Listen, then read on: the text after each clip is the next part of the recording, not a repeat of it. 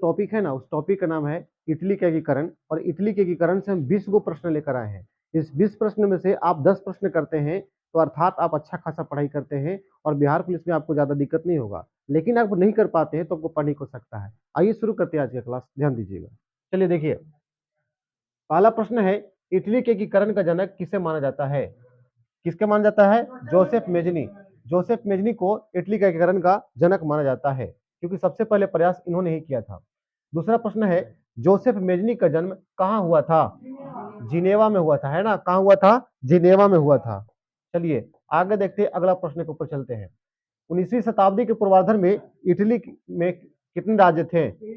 13 राज्य थे, है ना? कितने राज्य थे? 13 राज्य थे। चलो ठीक है, आगे देखो, आगे चलते हैं अगला प्रश्न के ऊपर।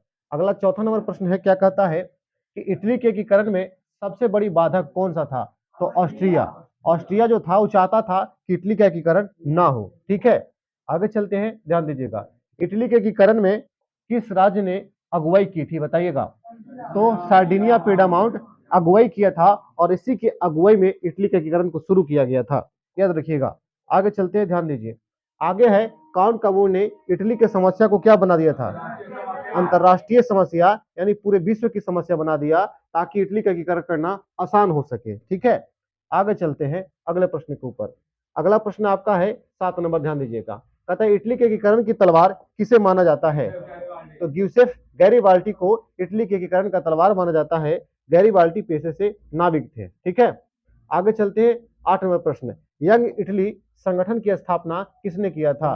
तो जोसेफ मेजनी ने किया था, और 1831 में किया था। ठीक है ना? चलिए ध्यान दीजिएगा, आगे चलते हैं। आगे प्रश्न है आपका, लाल कुर्ती सेना का नेतृत्व किसने किया था? तो गैरीबाल्टी ने लाल कुर्ती नामक सेना का गठन किया था। आगे चलते हैं, अगला प्रश्न क्या है, ध्यान दीजिएगा। 10 नंबर प्रश्न है आपका, कार्बोनरी सोसाइटी का संस्थापक कौन था? तो गिवर्टी। अगर कार्बोनरी का सदस्य पूछा होता कि कार्बोनरी का सदस्य कौन था, तो जोसेफ मेजनी बताते। ठीक है ना, याद रखिएगा। आगे चलिएगा, 11 नंबर प्रश्न को देखिए। कहता है कि विक्टर इमैनुअल किस राज्य का शासक था? तो सार्डिनिया का राजा था, है ना? सार्डिनिया का राजा था विक्टर इमैनुअल, याद रखिएगा। आगे चलते हैं अगले प्रश्न के ऊपर। अरे, इटली के एकीकरण की शुरुआत किन राज्यों के मेल से हुआ था? यानी 2 राज्यों के मेल से हुआ था। तो क्या बोलेंगे? एक था लोम्बार्डी और दूसरा था सार्डिनिया, है ना? तो लोम्बार्डी और सार्डिनिया के मेल से इटली का एकीकरण पूरा किया गया था। आगे ध्यान दीजिएगा, इटली राष्ट्र का जन्म किस तिथि को माना जाता है? देखिए, तो 2 अप्रैल 1860 को, है ना? 2 अप्रैल 1860 को इटली राष्ट्र का जन्म माना जाता है। ठीक है, आगे ध्यान दीजिएगा।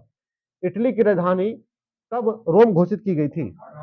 तो 1871 में इटली की राजधानी रोम को घोषित किया गया था, है ना? याद रखिएगा। आगे चलते हैं, आगे चलते हैं हम 15 नंबर प्रश्न के ऊपर।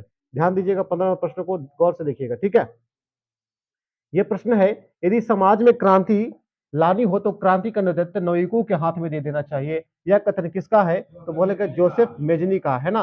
मेजनी बोला था कि अगर समाज में क्रांति लाना चाहते हैं तो क्रांति का नेतृत्व क्या करते हैं आप, कि नौजवानों के हाथ में दे दीजिए, ऑटोमेटिक क्रांति आपका सफल हो जाएगा। ये मेजनी का कथन था। ठीक है ना? आगे ध्यान दीजिए, 16 नंबर प्रश्न पर चलते हैं। कहता है, इटली के एकीकरण किस वर्ष पूरा हुआ था? 1871 में पूरा हुआ था, जब रोम को इटली की राजधानी बनाई गई थी। उस समय इटली का एकीकरण को पूरा हो गया था। आगे चलते हैं, ध्यान दीजिएगा। आगे है 17 नंबर क्वेश्चन। इसमें क्या कहता है कि इटली के एकीकरण का श्रेय किसे दिया जाता है?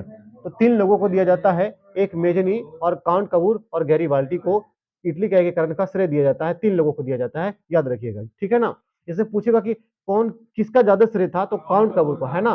सबसे ज्यादा श्रेय माना जाता है। आगे ध्यान दीजिए, आगे है आपको 18 नंबर प्रश्न। सर, इटली के एकीकरण की पूर्णता किसके प्रयासों से हुआ था?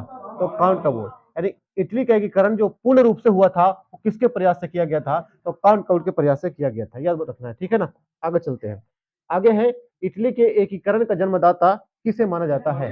तो नेपोलियन को माना जाता है, जो फ्रांस की क्रांति का अग्रदूत था। ठीक है ना? इन्हीं को इटली के एकीकरण का जन्मदाता ही माना जाता है, क्योंकि इटली में जो एकीकरण शुरू हुआ था इन्हीं के प्रयासों से शुरू किया गया था, याद रखिएगा। ठीक है, चलिए आगे चलते हैं, ध्यान देते हैं। आगे क्वेश्चन है आपका 20 नंबर। ठीक है, क्वेश्चन क्या है आपका कि इटली के एकीकरण में फ्रांस की क्या भूमिका रहा? फ्रांस की क्या भूमिका रहा? तो उसने इटली की समस्या सहायता की थी, है ना? यानी कि क्या किया था कि फ्रांस जो था ना, इटली का जब एकीकरण हुआ रहा था तो फ्रांस इटली का सहायता किया था, किसके विरुद्ध? ऑस्ट्रिया के विरुद्ध में सहायता किया था, है ना। तो इसका सही आंसर क्या हो जाएगा? ऑप्शन नंबर ए, उसने इटली की क्या की थी? सहायता की थी, है ना। अगर वीडियो अच्छा लगा होगा तो लाइक कीजिएगा, सब्सक्राइब कीजिएगा और बेल आइकन को जरूर प्रेस कीजिएगा, ताकि जब भी हम वीडियो डालें आप तक नोटिफिकेशन पहुंचे। और अगर बिहार पुलिस की तैयारी करना चाहते हैं तो एक बार संपर्क करें। धन्यवाद।